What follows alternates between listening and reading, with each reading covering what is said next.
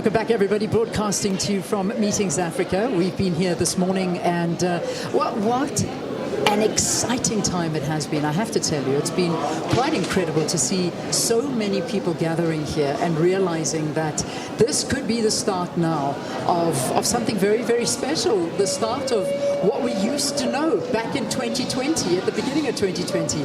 Well, I hope so. I mean, I even had the lady that came through from Mauritius, because Mauritius are also showing what they have to offer, and she's saying, please come and visit us. We open for business for now, we hope.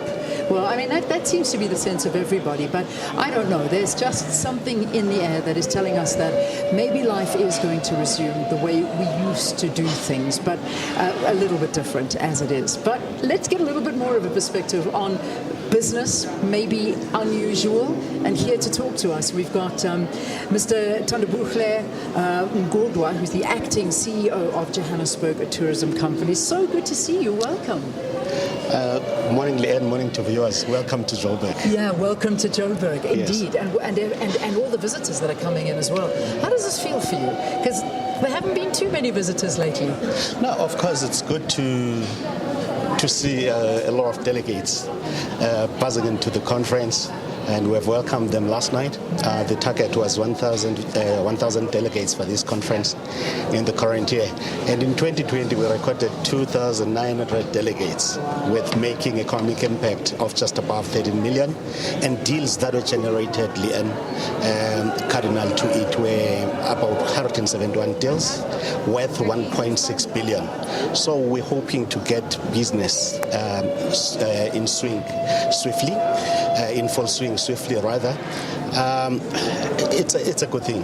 It's a good thing seeing business around. Like, for instance, in the previous year, during the global halting of travel, whereby we're on and off in conducting our business, we have seen Johannesburg recording just over 2.2 million visitors, which is a good number.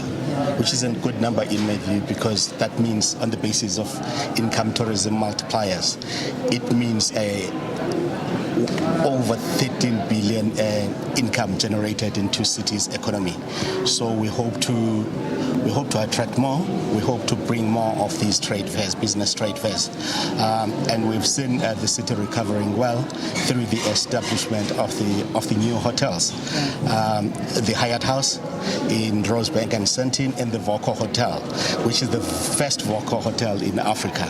So I would say there is a potential for the tourism sector to rebound in Johannesburg. And when we look at international trends, actually the typology of visitor that the entire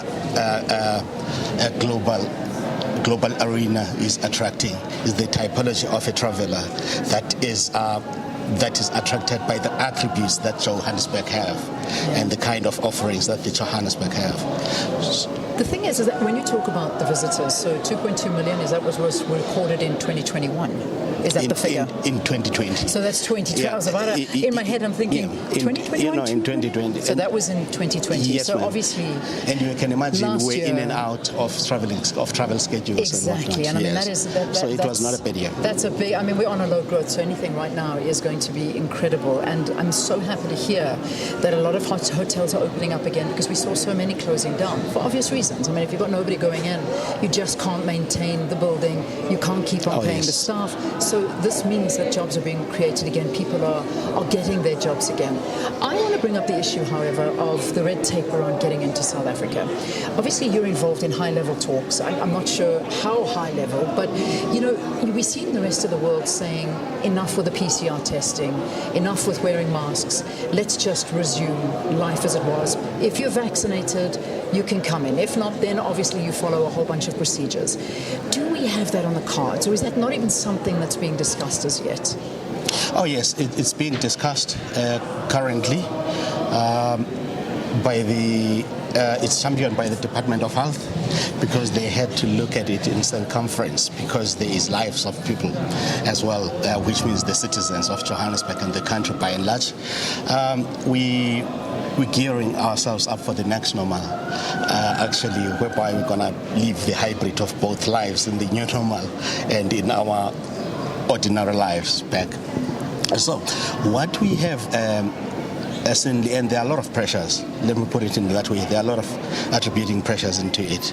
Like, for instance, in the past week, Johannesburg, by the Global Business Index, was ranked number 3, actually, after Cairo and Algiers as top business cities. Okay. So, like, for instance, we are in constant consultation with Tourism Business Council South Africa, because we're implementing the safety standard protocols in collaboration with Tourism Business South Africa, but then the champion is Department of Health. Of course, it is in cards.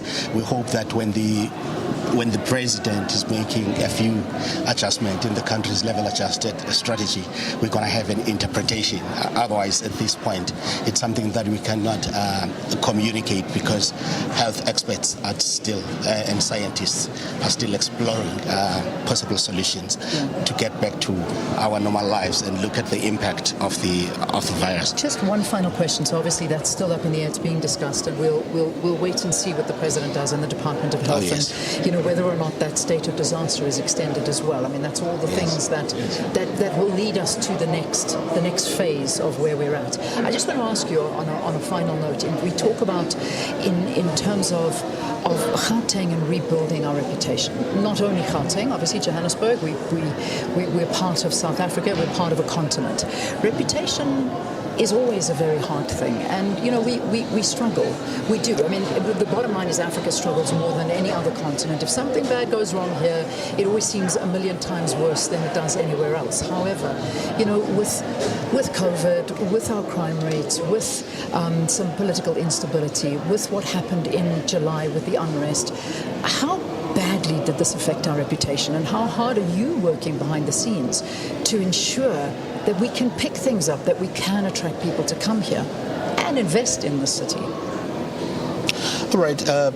Reputation in the tourism business or in any tourist destination is the most intangible, valuable asset. So we've been investing a lot in rolling out our campaign, Welcome to Joburg, clearing perceptions out there about Johannesburg not being safe. But then we have seen it influencing as well the thinking of the new political leadership within the city. Like, for instance, the new mayor came up with top 7 mayoral priorities, which are looking at Johannesburg to strive for being the city that gets the basics right, a safe and secured city, a caring city, a business-friendly city where tourism is accommodated, a well-managed city, a smart city, and a well-run city. So when you look at those when combined or interpretedly consolidated, there is a clear message that there is a lot that needs to be done in Johannesburg in making sure that visitors, when they're in Johannesburg, they feel safe, they feel secure, the city is clean, there is digital access and technological access into the city, and we're a business-friendly city. It's evident because it's the first city now to host a leading trade exhibition in Africa. So indeed, we are a business-friendly city in Johannesburg. We look forward to seeing what it all holds in store for us, and certainly for the city of Johannesburg, and we're looking forward to it. And good luck. Good luck for this. I hope it goes all well for you. Yes, and thank you, Leanne. Now the mayor has taken a decision to set up a tourism entity. Oh, fantastic. That will turn around, that will repurpose, remodel, and turn around the tourism economic performance in Johannesburg, and manage everything that relates to destination promotion, development, attracting new investments, and looking at new spatial transformation for Johannesburg. So there's a lot of work being done to get the destination image right. Brilliant. Well, we look forward to seeing what it all holds for us. So, yeah, hopefully benefiting as residents in Johannesburg as well, because that's, at the end of the day, what we want to see. So, Thandabuhle Ngulwa, who is the acting CEO of Johannesburg Tourism Company, thanks for joining us here on the program. Right, let's go to the Johannesburg studio, see what's on top of our headline bulletin. SK, over to you.